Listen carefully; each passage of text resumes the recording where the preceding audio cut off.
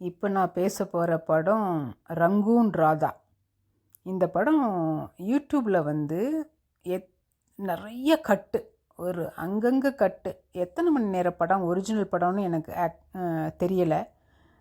சொல்ல வந்து ஒரு வார்த்தையை நான் கட் பண்ணேன். என்ன படம், என்ன வார்த்தை, ஆக்சுவலி ரொம்ப அநியாயமாக யூஸ் பண்ணுறேனே. வேறு ஏதாவது ஆல்டர்னேட்டிவ் வே கண்டுபிடிச்சி ப்ராக்டிஸ் பண்ணணும் பேசுகிறதுக்கு. எனக்கு ரொம்ப ரொம்ப ரொம்ப பிடிச்ச படம் இந்த ரங்கூன் ராதா. ஆனால் என்ன ஒரு வருத்தம்னா, ஏகப்பட்ட கட்டு இந்த படத்தில் யூடியூப்பில். இதில் வந்து பானுமதியோட ஆக்டிங் வந்து மைண்ட் ப்ளோயிங்.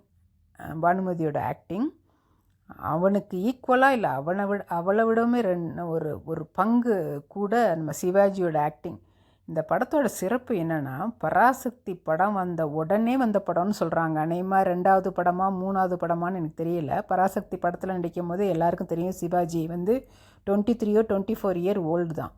அந்த படத்தில் எவ்வளோ நல்லா நடித்து அது எவ்வளோ ஃபேமஸ் ஆகி ஓரளவுக்கு தமிழ்நாடு வெல் நோன் ஒரு ஹீரோவாக அறிமுகமாகி 2வது 3வது படத்துலேயே ஒரு கொடூரமான வில்லன் ரங்கூன் ராதாவில் சிவாஜி, அதுவும் வயசான ரோலில் வேற வருவான். வயசான ரோலில் கொடூரமான ஒரு வில்லன். கடைசியில் திருந்துறது தான் ரொம்ப கொடுமையாக இருக்கும், 4 மொத்து மொத்தாமல். அத்தனை கொடூரமான வில்லனுக்கு மன்னிப்பே கிடைக்கக்கூடாது. அவ்வளோ கொடூரமான வில்லனாக வருவான். என்ன அப்போ உள்ள படங்கள் தானே, நாதா அப்படின்னு சொல்லிட்டு காலில் விழுகிற அந்த காலகட்டத்தில் வந்த படத்தினால கிளைமேக்ஸ் அப்படி வச்சுருக்கலாம். இப்போ தான் முதல் படம் தெய்வத்தின் தெய்வம் சொல்லி முடித்தேன். எஸ்எஸ்ஆர் இதில் இன்ட்ரடியூஸ் எஸ்எஸ்ஆர் கண்டிப்பாக இன்ட்ரடியூஸ் கிடையாது. ஏன்னா பராசக்தி படத்தில் சிவாஜி கூட அவனும் சேர்ந்து தானே நடிச்சிருப்பான் எஸ்எஸ்ஆர். ஸோ ஆனால் அவனுக்கும் இது 2வது 3வது படமாக இருந்திருக்கலாம். எஸ்எஸ்ஆர் வந்து ஒரு கடைசியில் ஒரு 2 சீனும் 3 சீன் தான் வருவான். ஒரு நல்ல ஒரு பாட்டு இருக்குது ராஜசுலோச்சனாவோட. அந்த பாட்டு படம் முடிஞ்சு பாடுவானுங்க அந்த பாட்டை. ஒரு 2-3 சீன் வந்தால் கூட எஸ்எஸ்ஆர் அவ்வளோ நல்லா நடிச்சிருப்பான். செம்ம காமெடியாக ஒரு பஞ்ச் டயலாக் கடைசியில் அவங்க அப்பா பார்த்து சொல்லுவான். அது மறக்கவே முடியாது. இந்த படத்தோட கதை வந்து ரொம்ப ரொம்ப அருமையான கதை. கொடூரமான வில்லி எம்என் ராஜம், அக்காவோட வாழ்க்கையை பார்த்து பொறாமப்படுற தங்கச்சி. அந்த தங்கச்சி அது பானுமதி ரொம்ப நல்லா இருக்கா, வசதியாக இருக்கான்னு ரொம்ப பொறாமப்படுற ஒரு தங்கச்சி கேரக்டர் எம்என் ராஜம். இவன் வந்து அந்த எம்என் ராஜத்தையே கல்யாணம் பண்ணிக்கணும், 2வது ஒய்ஃபான்னு ஆசைப்படுறான் சிவாஜி. ஸோ எப்படியெல்லாம் எவ்வளோ வில்லத்தனம் பண்ணுவான், அவளை கல்யாணம் பண்ணிக்கிற எவ்வளோ டார்ச்சர் பண்ணுவான். படம் வந்து ரொம்ப ஒரு சஸ்பென்ஸாக போகும் படம். இந்த படம் பார்க்கும்போது அப்படிங்கிற மாதிரி 1 ஹவரில் ஒரு ட்விஸ்ட் வரும் படத்தில்.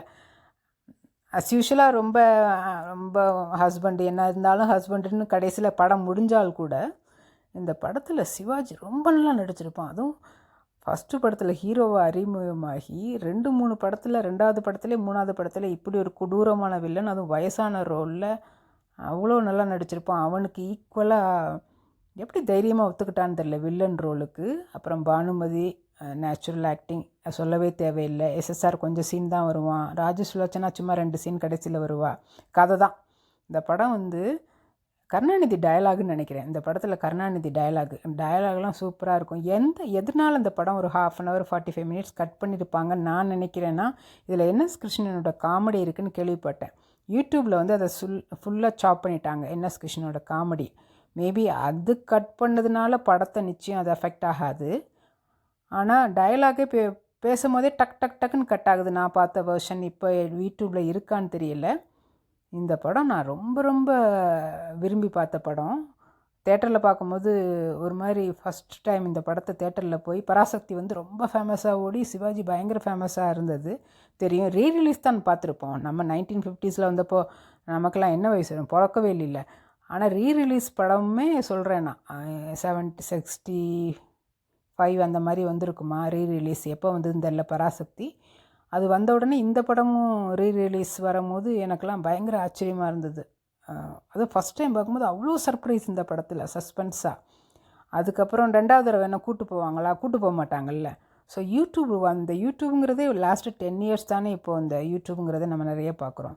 அதை தவிர நாங்கள் வீடியோ கேசட்லாம் வந்த உடனே நான் அந்த படத்தை தேடி வாங்கி பார்த்த மாதிரி எனக்கு ஞாபகம். படம் பார்க்கணும், இந்த படத்தை திருப்பி ஒரு தடவைன்னு. தேட்டரில் 2வது தடவை 3வது தடவைலாம் கூட்டியே போக மாட்டாங்க. அதுக்கப்புறம் யூடியூப்பில் வந்ததுக்கப்புறம் நான் எப்படியும் ஒரு 7-8 தடவை பார்த்துருப்பேன் இந்த படத்தை. எவரி 1 இயர் 2 இயர்ஸ் கேப் விட்டு விட்டு பார்ப்பேன். இப்போ நிறைய தடவை பார்த்துட்டேன். நான் போர் அடிச்சு சினிமாலாம் பார்க்க மாட்டேன். நிறைய தடவை பார்த்துட்டேன். அதுவும் யூடியூப்பில் வெர்ஷன் நான் பார்த்தது பயங்கர கட்டு. டயலாக் பேசும்போதே கட் ஆகுது. தேட்டரில் அது யாராவது தேட்டரில் இந்த படங்கள்லாம் ரீரிலீஸ் பண்ணால் இப்போ கூட அந்த படம் தெரியல. கருணாநிதியோட டயலாக்லாம் எப்படி இருக்கணும், ரொம்ப ஒரு முற்போக்கு சிந்தனையாக. பாலிட்டிக்ஸை விடுங்க, அவன் பாலிட்டிக்ஸில் என்ன பண்ணாங்கிறத. பட் படத்தில் டயலாகு மெயின். சிவாஜியோட ஆக்டிங், பானுமதியோட ஆக்டிங், கதை அருமையான கதை. இப்போயும் கிட்டத்தட்ட இப்போயும் நடக்கிற கதைன்னு கூட நான் சொல்லுவேன்னா.